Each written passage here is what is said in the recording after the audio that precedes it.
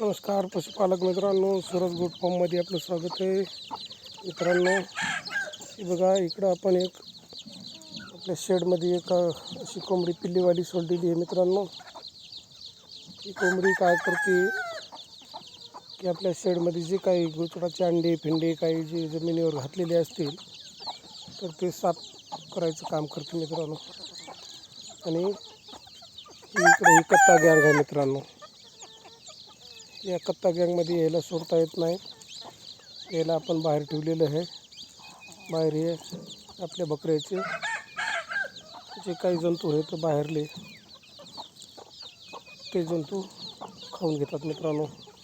असे खाली काही अंडे मिंडे गोचडाईनं घातलेले असतात किंवा आपलं हे खाद्य जे टाकतो खाद्य काही कण पडलेले असतात ते काही खाऊन हे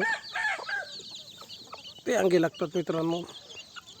म्हणून अशी एक दोन कोंबडी पिल्लीवाली अशी ठेवायची इकडं शेडमध्ये, आपल्या बकऱ्याच्या शेडमध्ये ठेवायची मित्रांनो, जेणेकरून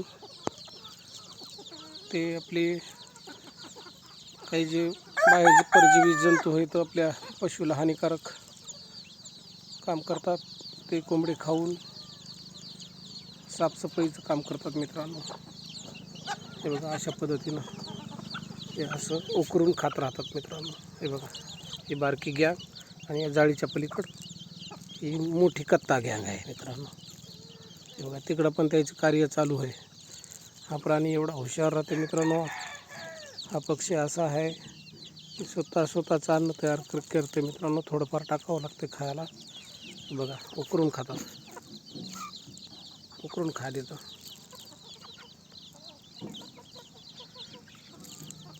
याला गावरान पक्षी म्हणतात मित्रांनो. बघा मित्रांनो,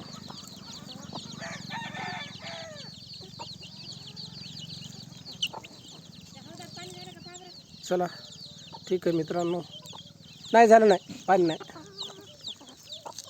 ठीक आहे मित्रांनो, गरजू व्यक्तीपर्यंत पोहोचवा मित्रांनो. जय जवान जय किसान.